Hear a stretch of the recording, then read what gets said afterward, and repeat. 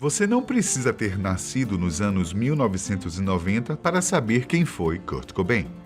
Porém, só quem viu o cara ao vivo sabe o quanto seus shows eram intensos e sua presença era incrível. E eu estou aqui mais uma vez para contar como foi o último dia de uma grande personalidade. Dessa vez, contarei um pouco da história e as últimas horas de vida do rei do grunge. Eu sou Benjamin e seja mais uma vez bem-vindo ao canal Fatos Desconhecidos.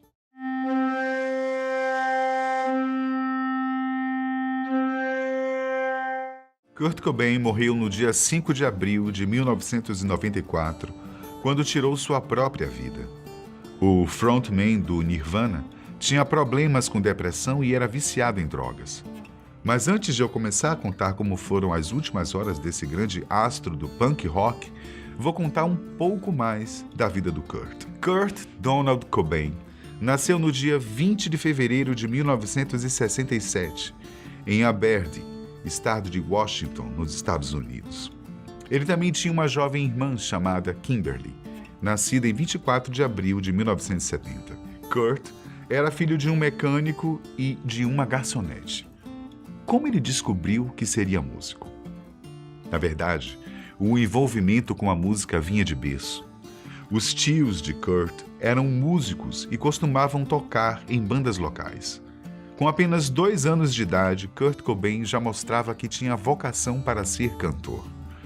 Mas um acontecimento na infância de Kurt acabou marcando o resto de sua vida. Quando ele tinha apenas 7 anos de idade, seus pais se separaram. Kurt, mesmo sendo uma criança, não gostou nada disso. Ele mesmo dizia que esse evento fez com que ele fosse uma criança reclusa e rebelde. Ele ficava a maior parte do tempo sozinho, ouvindo música ou pintando. Kurt não tinha uma casa fixa. Às vezes ele morava com o pai, outras vezes passava um tempo com a mãe. E ainda tinha as épocas em que ele morava na casa de amigos ou mesmo de parentes próximos. A separação dos pais de Kurt fez com que ele mudasse drasticamente. Os pais de Cobain diziam que nunca iriam se casar novamente. Aquela velha promessa que os pais divorciados fazem para os filhos. Mas na primeira oportunidade, o pai de Kurt se casou com uma mulher chamada Jenny Westby. Mas Kurt não gostava nada disso.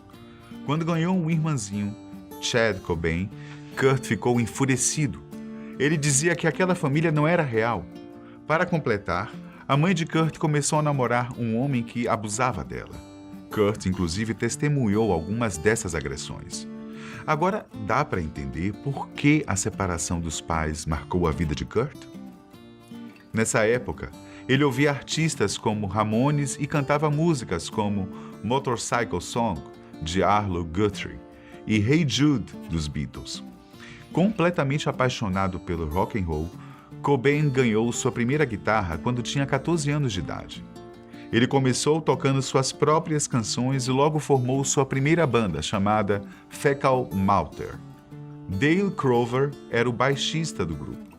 Em 1985, Kurt conheceu Krist Novoselic. Eles se mudaram para a cidade de Olímpia, fazendo shows em bares. O ano de 1986 foi complicado para a banda de Cobain. Foram várias formações e em cada uma delas o nome da banda mudava. Por fim, a banda ficou formada por Kurt, Krist e Chad Channing. Desta vez, eles resolveram de uma vez por todas qual seria o nome da banda: Nirvana. 2 anos depois, o Nirvana lançava seu primeiro single, chamada Love Buzz. Em 1989, o Nirvana já tinha conquistado o grande público e, assim, era hora de lançar um álbum. A banda então divulgou o álbum Bleach. Kurt era o destaque da banda. Suas letras faziam jovens rebeldes delirarem. O Nirvana, com o sucesso já encaminhado, fez sua primeira turnê nacional em 1989. No mesmo ano, Kurt conhece uma moça que o deixou encantado. Estou falando de Courtney Love, a vocalista da banda Hole. A vida do casal podia ser resumida na famosa frase clichê sexo, drogas e rock and roll. Um ano depois, em 90, o Nirvana tinha um novo baterista, Peters. Com essa nova formação, a banda gravou o segundo single chamado Sliver. Depois gravaram o EP Blow, com 6 canções, incluindo a primeira versão de Smells Like Teen Spirit. Mas essa formação não durou muito tempo. Em outubro do mesmo ano, Dave Grohl entrava na banda para se tornar o baterista definitivo.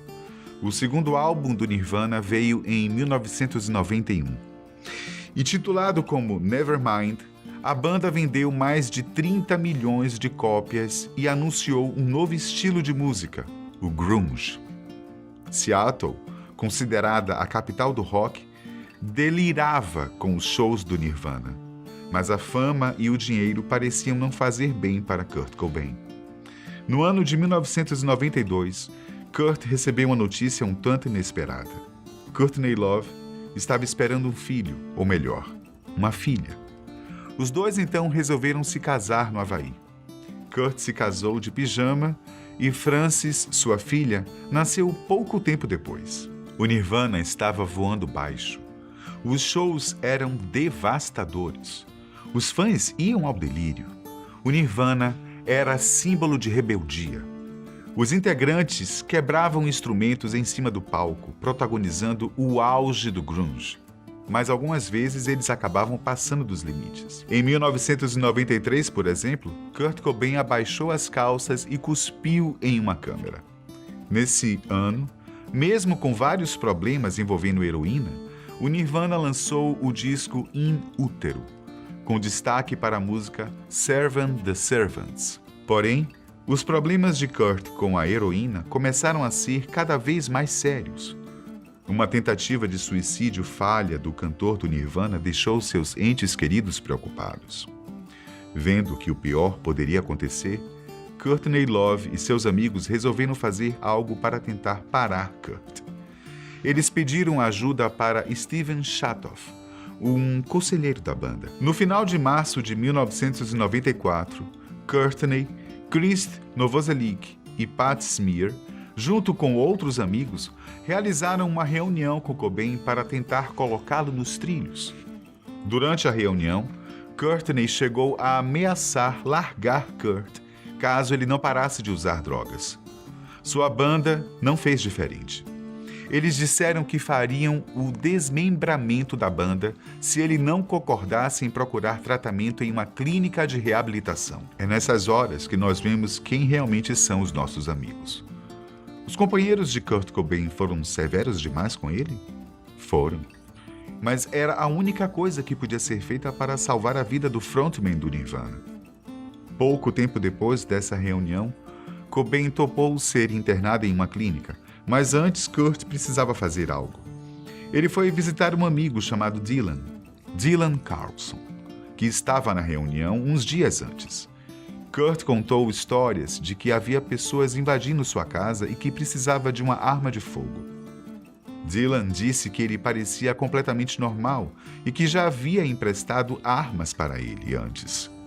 Kurt deu a ele cerca de $300 para comprar uma espingarda de calibre 20 e uma caixa de munição. Tendo em mente que não demoraria muito para Kurt ir para a clínica de reabilitação, Dylan se ofereceu para ficar com a arma até ele voltar da reabilitação. Mas ele insistiu em ficar com a espingarda. Segundo a polícia, Kurt guardou a arma em sua casa pouco antes de viajar para o Centro de Recuperação Exodus, em Marina del Rey, na Califórnia. Kurt Cobain então foi internado em uma clínica de reabilitação. Todos os amigos ficaram felizes.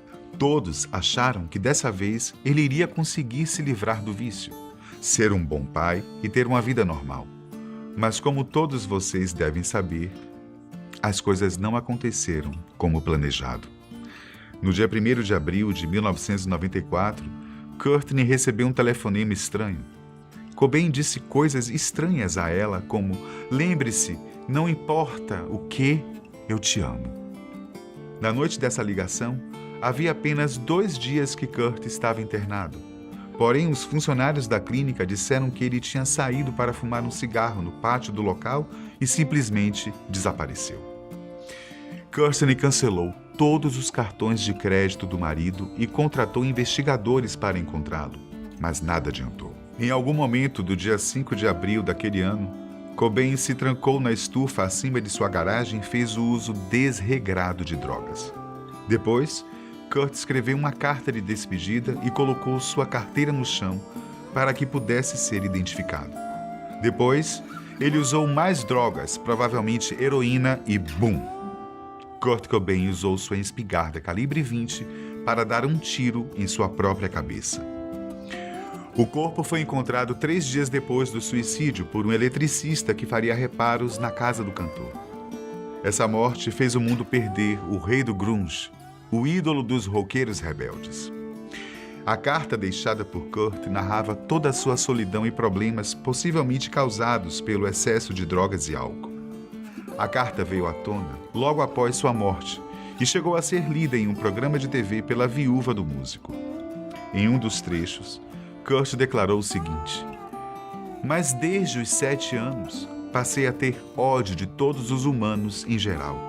Apenas porque parece tão fácil para as pessoas que têm empatia se darem bem.